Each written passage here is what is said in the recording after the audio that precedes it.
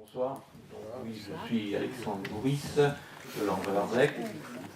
Je suis un agriculteur en retraite, donc peut-être à ce titre-là un petit peu plus disponible que je ne l'étais pendant ma vie professionnelle. Et donc je préside l'association Solidarité Paysans du Finistère, qui existe depuis 2005 dans le Finistère. Au niveau de la France, effectivement, il y a 32 ou 35 associations, voire départementales, voire régionales, dont les premières ont été créées dans les années 1990. L'association du Finistère est issue quelque part de personnes qui militaient dans le mouvement des chrétiens dans le monde rural. À l'heure d'aujourd'hui, effectivement, nous sommes une vingtaine de bénévoles dans le département du Finistère, dont quelques-uns des membres, quelques bénévoles sont effectivement toujours engagés dans le CMR.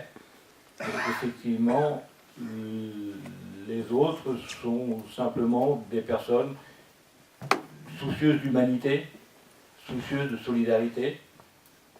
Alors, à la différence peut-être du témoignage qui vient de nous être dit, où finalement il y a bien un accrochage religieux, l'association Solidarité Paysans, je la définis plus comme une association humaniste, mais dont certaines personnes sont quand même un peu plus... On sait bien pour quelles raisons elles sont là, c'est parce que derrière, dans leur parcours de vie aussi, finalement, elles ont été interpellées par comment se porter, ou comment évangéliser en pratique, comment mettre en concret ce que l'Évangile nous dit. Alors, si vous aviez à dire justement concrètement, quelles sont les missions de Solidarité Paysan? Qu'est-ce que vous faites concrètement sur le terrain? Le mot peut se définir par l'action de Solidarité Paysan peut se définir par le mot accompagnement. Accompagnement, alors, pour la majeure partie d'entre vous, l'agriculture finistérienne, c'est quelque chose qui ne tourne pas trop mal, c'est tout un secteur économique qui s'est développé de manière considérable depuis 30 ou 40 ans. Mais effectivement, ce développement économique se fait aussi souvent au détriment des capacités, au détriment des valeurs humaines. Il y a donc sous la plume de Jean-Claude Guilbault, que certains connaissent peut-être parce qu'il écrit dans l'hebdomadaire La Vie. Il écrit que d'une façon ironique, ce qui est devenu sacré chez nous, dans notre société, ce sont les références à des chiffres d'affaires, à des tonnages de marchandises, à des profits réalisés, à des marchés conquis. Mais dans ce schéma de croissance à tout va, il y a des hommes et des femmes qui se sont laissés au bord de la route. Et dans le milieu agricole, effectivement, ça arrive aussi. La force d'exclusion, la force centrifuge de l'exclusion économique et sociale, ça existe aussi dans nos campagnes. Et qui rendent donc des personnes qui sont pas bien dans leur peau.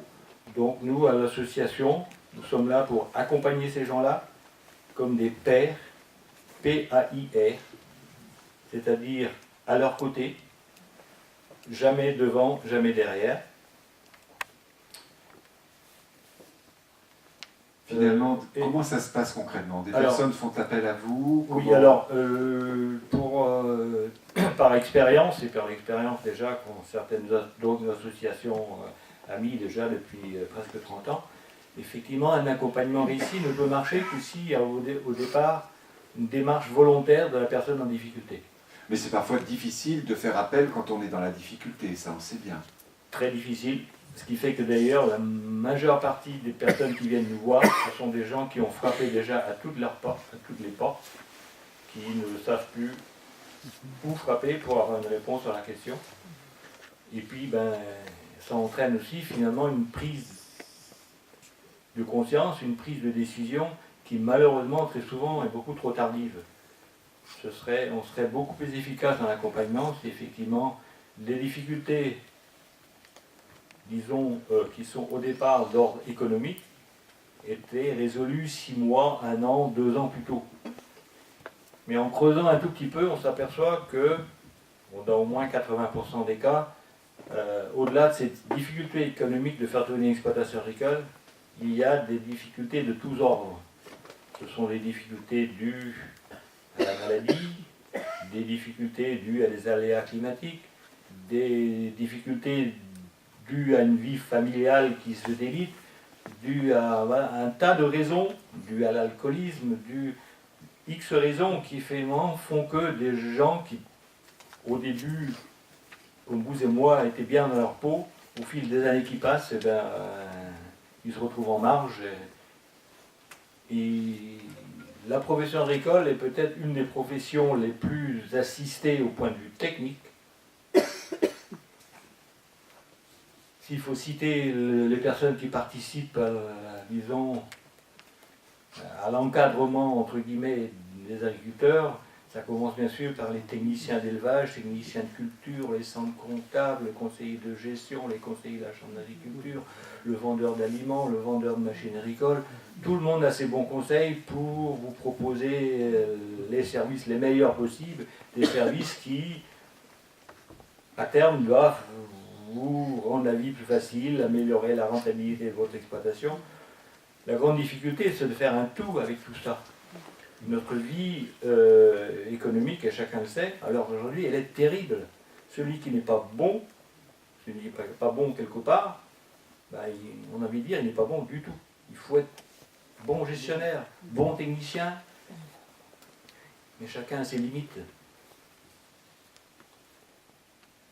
Pour parler un peu plus, quelques mots encore sur l'association, effectivement, bon, là en Malan, c'est 20 à 25 personnes qui viennent nous voir tous les ans.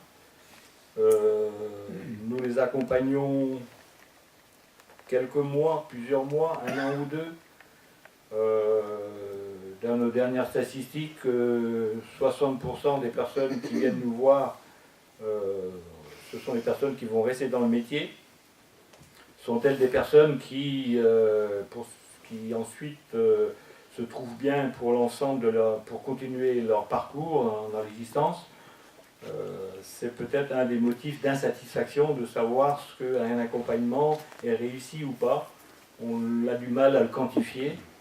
Allez donc savoir quel sera le parcours de quelqu'un qui est engagé dans un parcours de redressement judiciaire de 10 ans, 12 ans, 15 ans.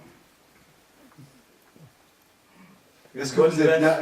Je termine sur les statistiques. Alors, j'ai dit 60% des gens qui restent dans le métier, 20 à 25% des gens qui vont arriver à l'âge de la retraite, des gens qui vont se reconvertir dans autre chose, des gens qui vont laisser tomber tout un pan d'activité de leur exploitation et pour faire quelque chose qui y ressemble un peu mais qui n'est plus tout à fait la même chose. Et puis alors ici, effectivement, il y a une proportion de 15%, 15 à 20% aussi, de personnes avec qui l'accompagnement s'arrête ou cesse, parce qu'effectivement, nous ne répondons pas à la question qu'ils nous posent, et effectivement, nous on perçoit bien qu'ils sont dans l'erreur, mais voilà, c'est là aussi la limite de nos possibilités, et il faut s'en contenter. Vous diriez que vous êtes là pour les aider à exprimer ce qu'ils vivent, à poser devant quelqu'un d'autre petit à petit les difficultés qui sont les leurs pour qu'autre chose soit possible, que le chemin puisse continuer. C'est un peu ça, comme ça. Est-ce que vous seriez d'accord pour dire que c'est un peu ça une de vos missions aussi? Oui, ça fait quelques mois, j'étais dans une famille où effectivement, l'exploitant, célibataire, la cinquantaine, il venait de se faire signifier une procédure de liquidation judiciaire de son exploitation. Et sa maman, qui a près de 80 ans, était là aussi. Elle a eu spontanément ce mot en disant « Mon fils m'était foutu maintenant ». Effectivement, la parole était dure. Nous, dans notre état d'esprit, c'est de se dire effectivement, une exploitation agricole, un parcours professionnel peut être foutu, mais la personne qui est derrière, elle n'est pas foutue.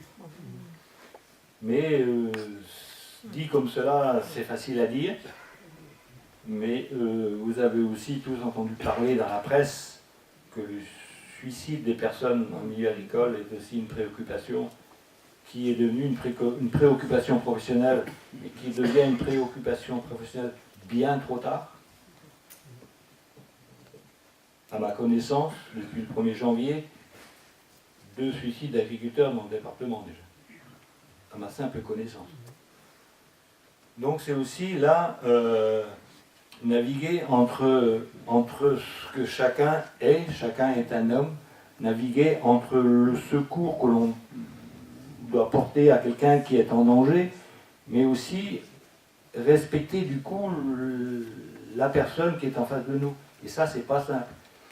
Effectivement, avec moi et les autres bénévoles, quelque part, on est imprégné de cette culture judéo-chrétienne qui nous dit de porter assistance à notre voisin, avoir la charité. Mais la limite, c'est aussi de savoir accepter l'autre tel qu'il est, comprendre qu'il y a des parcours de vie qui ne ressemblent pas à notre parcours de vie, à nous. Et alors là, ça débouche, si on le veut bien du moins, ça débouche aussi sur la découverte d'autres richesses, des choses qu'on avait un petit peu oubliées. Je crois qu'on l'a dit tout à l'heure aussi, effectivement, on n'est pas tout puissant, on ne peut pas tout résoudre, mais c'est aussi des grands moments où on se remet en question. En fait, l'importance dans ce que vous dites, c'est d'être, quand on échange avec ces personnes, d'être vraiment dans le non-jugement, de se laisser aussi d'une certaine manière, parfois bousculer par elles, par ce qu'elles vivent, même si ça nous surprend. Ce que j'ai découvert le plus dans mon parcours de bénévole de l'association, c'est effectivement de découvrir des nouvelles choses. Parce que partager, c'est donner, mais partager un accompagnement, c'est aussi écouter. Surtout savoir écouter. Donc du coup, savoir aussi recevoir. Effectivement, c'est donner de nos conseils, donner de notre temps, donner de notre savoir-faire, de notre compétence. Mais c'est aussi recevoir de l'autre plein d'humanité, mais des humanités qui souvent sont enfouies sous des torrents de difficultés, mais elles existent toujours. Le temps de partage que l'on a avec les personnes que l'on accompagne, dans un premier temps, ce sont toujours des partages sur des problèmes techniques, sur des chiffres, sur le quotidien des gens. Mais à un moment donné, la relation va un peu plus loin. Effectivement, on découvre que ben oui, l'humanité elle est toujours là, quoi. Et puis qui s'exprime sous d'autres manières de vivre, d'autres manières de survivre, d'autres manières de partager que ce que nous, bénévoles, l'avons vécu, quoi. Alors, une dernière question plus personnelle. Vous avez dit tout à l'heure, en commençant, que bien évidemment, cette association Solidarité Paysan est non confessionnelle. Vous-même, comme chrétien, comment ce que vous vivez à travers cet accompagnement, ce que vous vivez avec nous dans cette association, rejoint, nourrit même votre foi, vous fait changer personnellement? Qu'est-ce que vous diriez pour terminer là-dessus? J'ai envie de dire, je ne sais pas quoi répondre là-dessus. Mais effectivement, une vie personnelle, une vie de foi, que quelque part j'essaie de vivre, tout ça, ça s'imbrique l'un dans l'autre, quoi. Pour ne faire finalement qu'une seule et même vie. Lorsque je m'engage auprès d'autres personnes, est-ce que je le fais en tant que chrétien? Est-ce que je le fais en tant que comme? Je vous ai dit que quelque part l'association est issue de la réflexion de personnes qui militaient au sein de chrétiens dans le monde rural, mais j'ai découvert aussi qu'il n'y a pas besoin d'être dans l'association chrétienne milieu rural pour finalement faire en sorte que les choses aillent mieux dans notre société, quoi. Je découvre que j'ai des collègues qui sont pleins de générosité, pleins de charité, et qui, ma foi, n'ont pas eu le même parcours de vie que le mien, et qui, quelque part, ne se posent pas non plus les questions que moi je me pose. Je crois que, pour conclure, ce qui est important, c'est de vouloir aller à la rencontre de l'autre. Vouloir aller à la rencontre de l'autre, mais en le respectant. Il s'agit de cheminer à son côté. Quelque part, je crois, il y a un texte d'évangile qui nous parle des disciples d'Emmaüs. Il y avait quelqu'un qui cheminait à leur côté. Et deuxième chose à retenir peut-être, faire place à l'inattendu. On part pour une action, on part pour un accompagnement, puis finalement on découvre d'autres choses auxquelles on n'avait pas pensé. Alors là, il faut accepter bien sûr de se laisser bousculer. Et cela peut vous emmener beaucoup plus loin qu'on le pense au départ, quoi. Alors cette expérience d'accompagnement d'agriculteurs en situation de précarité, ça nourrit aussi ma vie personnelle. Et quelque part, sans doute aussi, mais je reste modeste, quelque part, sans doute aussi, ça nourrit ma vie de foi. Quelque part, c'est de la générosité, mais de la générosité, essayez-la donc. La générosité, ça vaut le coup. Alexandre, merci beaucoup.